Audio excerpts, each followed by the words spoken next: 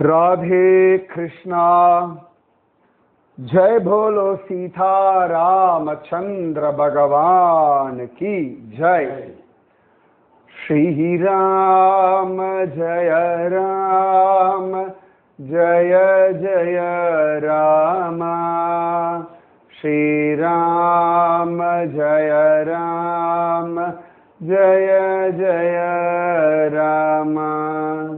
श्री राम जय राम जय जय राम।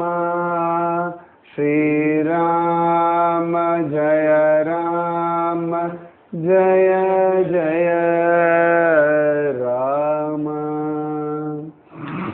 जय बोलो सीता रामचंद्र भगवान की जय। जय बोलो राष्ट्र गुरु समर्थ रामदास स्वामी की जय। जय बोलो वीर धीर शूरांजनेय स्वामी की जय। जय बोलो स्वराज्य सिंहासनाधिपति छत्रपति शिवाजी महाराज राजे की जय। समर्थ ராமதாச ஒரு பெரிய தீரன். எப்பொழுதெல்லாம் தர்மத்திற்கு நலிவு உண்டாகின்றதோ அப்பொழுதெல்லாம் தர்மத்தை ஸ்தாபிதம் செய்வதற்கும் அதர்மத்தை அழிப்பதற்கும் யுகங்கள் தோறும் அவதரிக்கிறேன் அப்படின்னு பகவான் கீதையில சொல்றார். பல சந்தர்ப்பங்கள்ல பகவான் தீரமான மகாத்மாக்களை பூமியில் அனுப்பிடுறான். சரியா சொல்லணும்னா பகவத் அவதாரங்களை விட பாகவத அவதாரங்கள் ஜாஸ்தி. பரசுராமர் போல ஒவ்வொரு காலகட்டத்திலையும் நிறைய தீரர்கள் இந்த பூமியில அவதாரம் பண்ணி திரும்ப திரும்ப திரும்ப திரும்ப திரும்ப திரும்ப தர்மத்தை ஸ்தாபிதம் பண்ணிக்கொண்டே இருப்பார்கள். அதனாலதான் சனாதன தர்மம் ரக்ஷப்பட்டுட்டே இருக்கு. ஒவ்வொரு காலகட்டத்திலையும் மகாத்மாக்களுடைய அந்த தீரம் இருக்கு பாருங்க, அது ஜனங்களுக்கு எல்லாருக்கும் ஒரு மனோபலத்தை உற்சாகத்தை உத்வேகத்தை கொடுக்கிறது. சாதாரணமா சம்சாரிகளுக்கெல்லாம் தன் மனச உற்சாகமா வச்சுக்கிறது, தன் மனச சாந்தமா வச்சுக்கிறது, தன் மனச தைரியமா வச்சுக்கிறது, தன் மனச நம்பிக்கையோட வச்சுக்கிறது, இதுவே ஒரு பெரிய சேலஞ்ச். அது இல்லாம தன் குடும்பம், தன் மனைவி, தன் கணவன், தன் குழந்தை, தன் பந்துக்கள், தன் பெற்றோர்கள், தனக்கு வேண்டியவர்கள், இவர்களுக்கு அந்த மனோபலம், அந்த உற்சாகம், அந்த தைரியம், அந்த நம்பிக்கை இதெல்லாம் கொடுக்கும்போது நிஜமாவே அப்படியே களைச்சு போயிடுவார்கள். ஆனா தீரர்களான மகாத்மாக்களை கவனிச்சு பார்த்தோம்னா எங்கெல்லாமோ இருக்கக்கூடிய ஜனங்களுக்கு உற்சாகம், மனோபலம், நம்பிக்கை, தைரியம் எல்லாம் கொடுத்துருவோம். என்ன அதிசயம்னா அவர்கள் காலகட்டத்திலே இருக்கக்கூடியவர்களுக்கு மட்டுமில்லை, அவர்கள் காலம் கழிஞ்சு வந்திருக்க நமக்கு கூட துகாராம் மகாராஜருடைய சரித்திரமோ இல்லாட்டி வேணாபாயினுடைய சரித்திரமோ, சமர்த்த ராமதாசருடைய சரித்திரமோ, நிகமாந்த மகாதேசிகருடைய சரித்திரமோ, சுவாமி ராமானுஜ சரித்திரமோ, ஆதிசங்கர பகவத் பாதருடைய சரித்திரமோ எவ்வளவு உற்சாகம் கொடுத்துடுறது. எவ்வளோ வருஷங்கள் கழிச்சுதானே நாம வந்திருக்கோம். இன்னைக்கும் விஸ்வாமித்திரரை பத்தி பேசிட்டு இருக்கோம், இன்னைக்கும் ஜடபரதரை பத்தி பேசிட்டு இருக்கோம். இவர்களுடைய சரித்திரங்கள்லாம் நமக்கு திரும்ப திரும்ப திரும்ப ஒரு பெரிய உற்சாகத்தை, நம்பிக்கைய, உத்வேகத்தை கொடுத்துட்டே இருக்கு. அதனாலதான் அவர்களை தீரர்கள் அப்படின்னு சொல்றோம். தீரம் வீரம்னா நமக்கு தெரியும், தீரம்னா என்னன்னு கண்டுபிடிச்சிருக்கோம். ரொம்ப நாளாச்சு கேள்வி கேட்டு. தீரம் அப்படின்னா என்ன அப்படின்னு கண்டுபிடிங்க, பார்க்கலாம், கூகுள் பண்ணி பாருங்க, தப்பே கிடையாது. தீர புருஷன் சமர்த்த ராமதாசர். எவ்வளவு தீர புருஷன் அப்படின்னா அந்த மதத்தை நிர்வாகம் பண்றவாளுக்கெல்லாம் அவ்வளவு நம்பிக்கையை கொடுக்கிறார். என்ன வந்தாலும் எதிர்கொள்ளக்கூடிய துணிவை கொடுக்கிறார். இந்த வாழ்க்கை எப்பொழுதுமே சர்ப்ரைசஸ் தான். அது பிளசன்ட் சர்ப்ரைஸா, பிரசன்ட் சர்ப்ரைஸா, இல்லாட்டி பிட்டர் சர்ப்ரைஸா, துக்கமா, சுகமா, கோபமா, வெறுப்பா, எப்பேற்பட்ட ஒரு புதிரை அது கொடுக்க போறதுன்னு நம்ம யாருக்குமே தெரியாது. ஆனால் அது அடுத்தடுத்து ஏதோ ஒன்று வச்சுட்டே இருக்கும். இது எல்லாத்துலேயும் நமக்கு வேண்டிய ஒன்னே ஒண்ணு, மனதில் உறுதி வேண்டும். அந்த மனோபலம். இப்ப ஆஞ்சநேய மூர்த்தியை ஏன் வசதியா சொல்றோம்? மனோபலம். அவர் பார்க்காத சேலஞ்சஸ் ஒண்ணுமே கிடையாது. சுந்தரகாண்டம் முழுக்க முழுக்க அவர் ஃபேஸ் பண்ண சேலஞ்சஸ், அத்தனை சேலஞ்சஸையும் ஜெயிச்சுட்டு அவர் திரும்பி ராமனிடத்துல வர்றதுதான் சுந்தரகாண்டம்.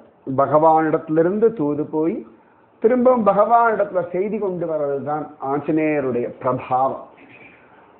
அந்த ஹனுமத் பிரபாவம் அவ்வளவு அழகு, அத்தனை விசேஷம். அப்ப அந்த மனோபலம் அதுதான் பெரிய ரகசியம். துக்காராம் சரித்திரம் எடுத்துக்கோங்க, இல்லாட்டி ஸ்ரீகிருஷ்ண சைத்தன்ய மகாபிரபுனுடைய மனைவி விஷ்ணு பிரியா தேவியினுடைய சரித்திரம் எடுத்துக்கோங்க, இல்லாட்டி வேணாபாயினுடைய சரித்திரம் எடுத்துக்கோங்க, மீராபாயினுடைய சரித்திரம் எடுத்துக்கோங்க. எல்லாருடைய சரித்திரமும் திரும்ப திரும்ப ஒன்னே ஒண்ணுதான், மனோபலம் மனோபலம் மனோபலம்.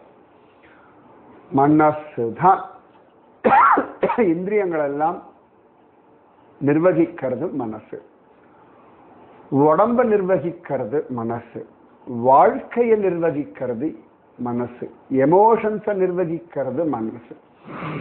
அப்ப நம்ம மனசை நிர்வாகம் பண்ணிட்டோம்னா எல்லாத்தையும் ஜெயிச்சுடலாம். அப்ப சமர்த்த ராமதாசர் இந்த மனோபலத்துக்கு தான் அவ்வளவு அழகா அத்தனை மதங்களை ஸ்தாபிதம் பண்றார், அத்தனை ஆஞ்சநேய மூர்த்திகளை ஸ்தாபிதம் பண்றார். மனாச்சே ஸ்லோகா எழுதுறார், தாசபோத எழுதுறார். எல்லாம் அதுக்கு மனசை உத்தேசிச்சுத்தான் இத்தனை. எனக்கு இன்னும் பிரமிப்பா இருக்கு, சமர்த்த ராமதாசர் பிறந்த ஜாம்பு அங்கெல்லாம் போகும்பொழுது இன்னைக்கும் அந்த ஜனங்கள் நித்தியம் அந்த கோவில்ல பூஜை பண்றதும் அழகா அவரை சேவிக்கிறதும் ரொம்ப ஜோரா இருந்தது. 1600 சமர்த்த ராமதாசர் ஒரு 425 வருஷத்துக்கு முன்னாடி இருந்தவர். அவருடைய தாக்கம் இன்னும் அந்த குக்கிராமத்துல அப்படியே இருந்துருக்கு. அப்ப அவ்வளவு தூரம் மன உறுதி அவளுக்கு எல்லாருக்கும் கிடைச்சிருக்கு இல்லையா? அத்தனை சிரேஷ்டம். சமர்த்த ராமதாசர் சிவாஜியுடைய அப்பாவையும் பார்த்திருக்கார், சிவாஜியையும் பார்த்திருக்கார். சிவாஜி, சமர்த்த ராமதாசர், துகோபா 3 பேருமே சமகாலத்தை சேர்ந்தவர்கள். அது மாதிரி மோரையா கோசாவி, இந்த கணபதி பப்பா மோரையா அப்படின்னு சொல்லி அவரும் இவர்கள் காலத்தை சேர்ந்தவர் தான். அதே மாதிரி நிறைய பேர் பார்க்கலாம். இதெல்லாம் சமர்த்த ராமதாசர் துகோபா காலத்தை சேர்ந்தவர்கள். அந்த அடில் ஷா எல்லாமே அந்த காலத்தை சேர்ந்தவர்கள் தான். ஷாஹாஜி போஸ்லே எல்லாம் பெங்களூரு அந்த பக்கம்லாம் தான் இருந்தார். நம்ம தமிழ்நாட்டில் இருக்கக்கூடிய செஞ்சி, ஜின்ஜின்னு சொல்லுவோம். இது எல்லாமே ஷாஹாஜி போஸ்லே அவருடைய கண்ட்ரோல்ல இருந்த இடங்கள் அப்படின்னு தெரிகிறது. ஜின்ஜி கோட்டை அப்படின்னு சொல்லுவோம். அப்ப ஒரு சந்தர்ப்பத்துல சில கோட்டைகள் எல்லாம் சத்ரபதி சிவாஜி பிடிக்கும் பொழுது இந்த அடில் ஷாய் வாழ்க்கெல்லாம் ஒத்துக்கொள்ளவே முடியல.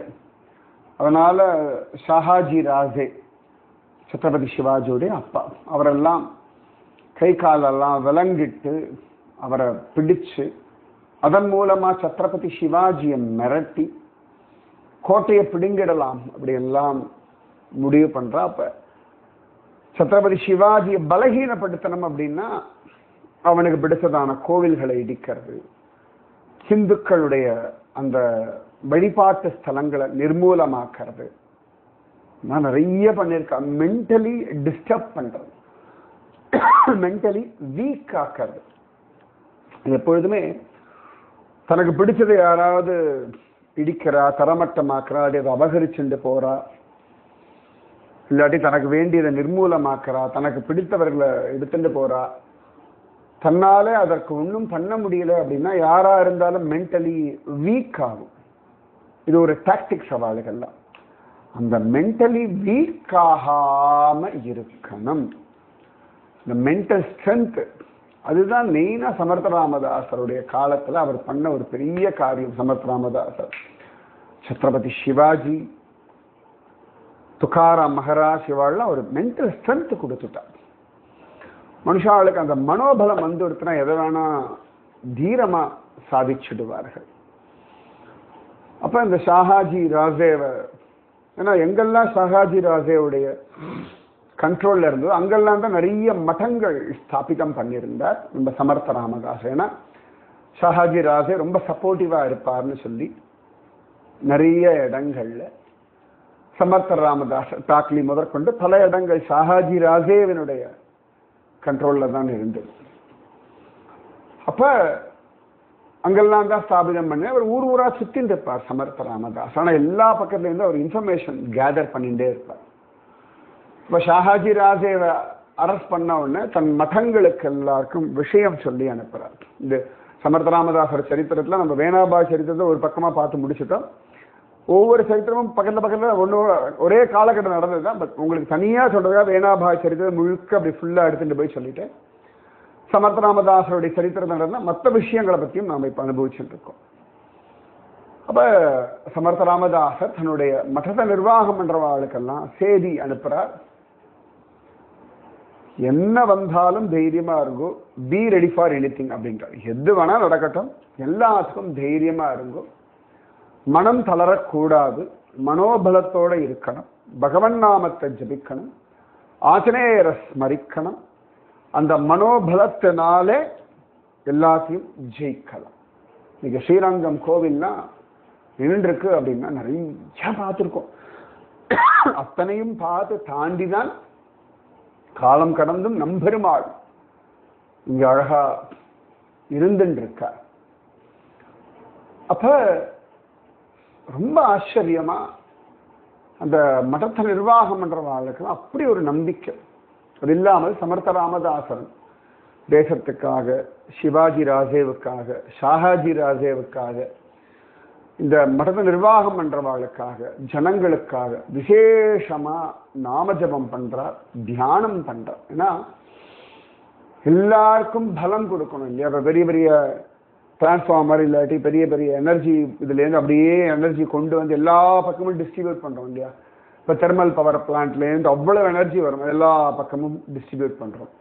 நியூக்ளியர் பவர் பிளான்ட், அந்த அணுமின் நிலையம், இதெல்லாம் பார்த்தோம்னா அவ்வளவு எனர்ஜி வரும். அந்த ஒரு இடத்துலேருந்து வர அணு உலையிலிருந்து வரக்கூடிய எனர்ஜியை, அந்த மின் சக்தியை அவ்வளவு தூரம் ஜோரா எல்லா பக்கமும் எடுத்துட்டு போய் நிறைய பேருக்கு டிஸ்ட்ரிபியூட் பண்ணுவோம்.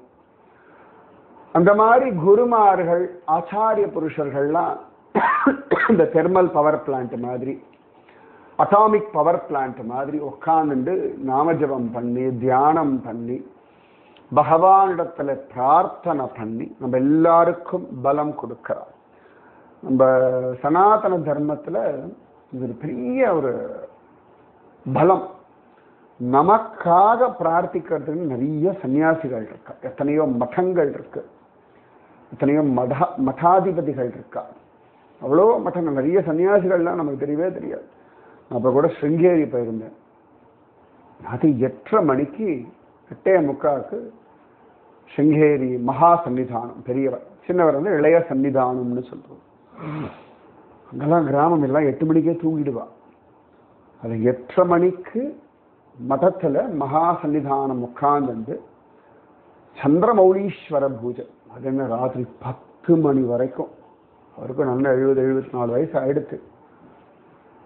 ஜம்முன்னு உட்காந்துண்டு கொஞ்சம் கூட அஸ்ரத்தையோ ஒரு தூக்க கலக்கமோ எப்படாப்பா முடிப்போம்னு இல்லை, சமத்தா உட்காந்து அப்படிதான் சொன்ன. எனக்கு சமத்தா உட்காந்து நான் பார்த்தது சமத்தா உட்காந்து ஏன்னா 2-3 தடவை நான் பார்த்துருக்கேன்.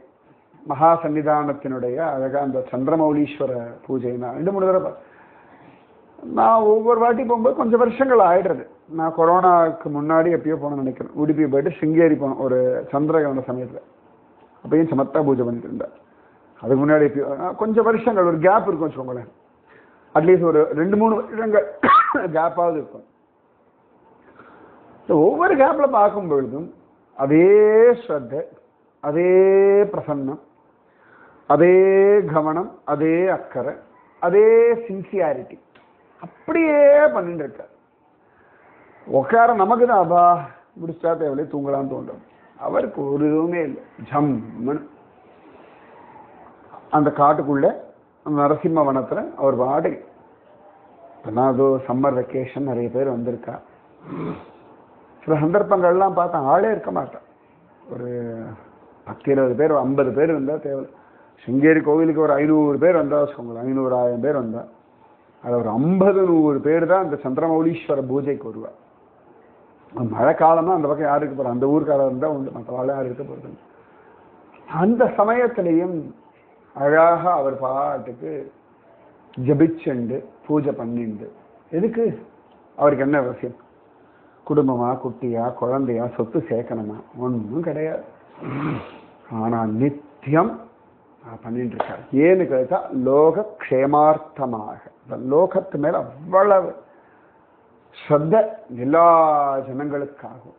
அந்த மாதிரி சமர்த்த ராமதாசர் உட்கார்ந்து ஜபிக்கிறார், பிரார்த்தனை பண்றார். இந்த பலம் சிவாஜி ராஜேவுக்கும் கொடுக்கிறார், மற்றவாளுக்கு இவர் ஒருத்தர் உட்கார்ந்து எல்லாருக்கும் பவர் டிஸ்ட்ரிபியூட் பண்றார். அதுலதான் இந்த முஸ்லீம்ஸ் எல்லாம் அடங்கினார்கள். டிலேல் கான் மாதிரி பல பேர் உண்டு. எல்லாரையும் அடக்கி அடக்கி அடக்கி ஜெயிச்சு காட்டுறார். இல்லாதபடி சமர்த்த ராமதாசர் அழகா ஆஷாட வாரி, கார்த்தி வாரி ரெண்டுத்துக்கும் போயிடுவார். மகாராஷ்டிரால அது ஒரு தர்மம். ஆடி மாசமா பாண்டுரங்கனை பார்க்கறதுக்கு யாத்திரை பண்ண போயிடணும். மறு கார்த்திகை மாசம் இருந்தா அப்பொழுதும் போயிடுவான். 4 மாசம் முடிஞ்சு கார்த்திகையில அந்த சாதுர்மாசியம் முடிஞ்சதுக்கு அப்புறமா பகவானை போய் எழுப்புறதுக்காக போவான். அப்ப அழகா அந்த கார்த்திக் வாரி ரெண்டுத்துக்குமே சமர்த்த ராமதாசர் போகிறதும் வழக்கமா. என்னன்னா ஏக்நாத் மகராஜ், ஞானேஸ்வர் மகராஜ் எல்லாருமே இந்த வாரி, அது மகாராஷ்டிரா மண்ணினுடைய ஒரு வழக்கம். எப்படி இப்ப நம்ம ஊரெல்லாம் வந்து பழனிக்கு பாத யாத்திரை போகிறது, திருச்செந்தூருக்கு பாத யாத்திரை போகிறது, அப்புறமா திருப்பதிக்கு பாத யாத்திரை போகிறது, பால் காவடி எடுக்கிறது, அம்மன் கோவில்ல தீ மிதிக்கிறது, இப்படி பலவிதமான பழக்கங்கள் நம்ம தமிழ்நாட்டில எல்லாம் உண்டு. ஆந்திரால சிலதெல்லாம் உண்டு. இன்னைக்கு பார்க்கலாம், ஆந்திராலாம் சர்வசாதாரணமா மொட்டை அடிச்சுப்பான். ஆண்கள் பெண்கள் எல்லாரும் ரொம்ப சாதாரணமா, அவள் யோசிக்கவே மாட்டான். எனக்கு தெரிஞ்சு மொட்டை அடிக்காத யாருன்னா கேரளா பக்கத்தில் யாரும் மொட்டை அடிக்க மாட்டான். அதை யாருக்கும் மொட்டை அடிக்கவே பிடிக்காது. அது என்னமோ தெரியும். நான் பார்த்துருக்கேன். எங்கேயும் மொட்டை அடிக்க யாரோ அத்திபூத்தா மாதிரி யாரோ ஒருத்தர் 2 பேர் தான். டவுட் அவெல்லாம் குழந்தை கூட மொட்டை அடிப்பாளா இல்லையான்னு தெரியல. மேபி மற்றவாவோட இருக்கிறனால அடிப்பாளாக்குமா இருக்கும். ஆந்திரால சர்வசாதாரணமா எல்லாருமே இந்த மொட்டை அடிக்கிறதுன்னு உண்டு. ஒவ்வொரு வழக்கம் ஒவ்வொரு காலகட்டத்தில் ஒவ்வொரு ஊருக்கும் உண்டு. இன்னைக்கும் சார்தாம்ல பார்த்தோம்னா கேதார் பாபாவுக்கு கங்கோதியில போய் ஜலம் எடுத்துட்டு காவடி தூக்கிண்டு கேதாருக்கு நடந்து வந்து அபிஷேகம் பண்ணுவா. இந்த காவடி தூக்கிண்டு வருவா. நம்மெல்லாம் கங்கோதிரிக்கு பஸ்ல போயிட்டு கேதாருக்கு ஹெலிகாப்டர்ல போயிட்டு தான் நாகுதுன்றாங்க. கங்கோதிரியிலிருந்து அத்தனை கிலோமீட்டர் நடந்து கேதாருக்கு ஃபுல்லா நடந்து அந்த காவடியை தூக்கிண்டு மலையில நடந்து வந்து கேதார் பாபாவுக்கு அபிஷேகம். கங்கை வந்து அவரு தலைமையில தானே. இத்தனைக்கு அவர் பக்கத்துல மந்தாகினி ஓடுறா. இருந்தாலும் கங்கோதியில போய் ஜலம் எடுத்துட்டு வருவான். ஒவ்வொருத்தருக்கும் ஒவ்வொரு விதமான பக்தி. அப்ப சமர்த்த ராமதாசர் அழகா வாரிக்கு போற. அவருக்கு இந்த பாமர ஜனங்களோட போக பிடிக்கும், அவளோட பேச பிடிக்கும், அவர்களோட சாப்பிட பிடிக்கும், அவர்களுக்கு உற்சாகம் கொடுக்க பிடிக்கும். ஏன்னா அதுதான ஒரு பெரிய கேங் வருது இல்லையா. அப்ப ஜனங்கள் எல்லாரையும் அப்படியே அழகா பகவன் நாமத்தை சொல்ல வைக்கலாம். எல்லாருக்கும் மனோபலம் கொடுக்கலாம். யாராவது டயர்டா உட்காந்துருக்கும் போது அதான் சத் விஷயம் சொல்லுவார், அபங்கெல்லாம் பாடுவார். இவர் போவார், இன்னொரு பக்கம் துகோபா மகாராஜும் வாரிக்கு வருவார். ரொம்ப அழகு. ஸோ பண்டரிபுரத்துல துகோபாவும் ராமதாசரும் மீட் பண்ணியிருக்கார்.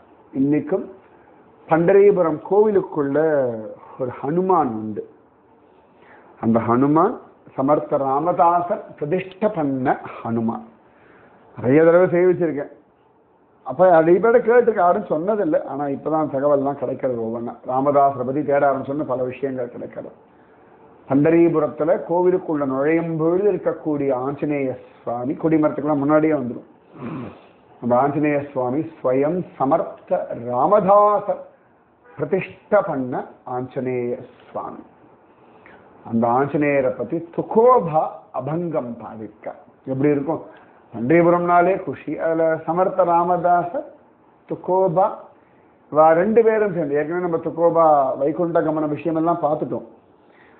இருந்தாலும் இந்த விஷயம் இப்ப திரும்பி அனுபவிப்போம். வைகுண்ட கமனத்துக்கெல்லாம் முன்னாடி துகோபாவும் சமர்த்த ராமதாசன் பண்டரிபுரத்துல சந்திச்சது, இன்னொரு இடத்துல சந்திச்சது, இதெல்லாம் நாளைக்கு பார்ப்போம். அதனால குருன்றவர் ரொம்ப அழகான ஒரு எனர்ஜியை ரிசீவ் பண்ணிக்கோங்க.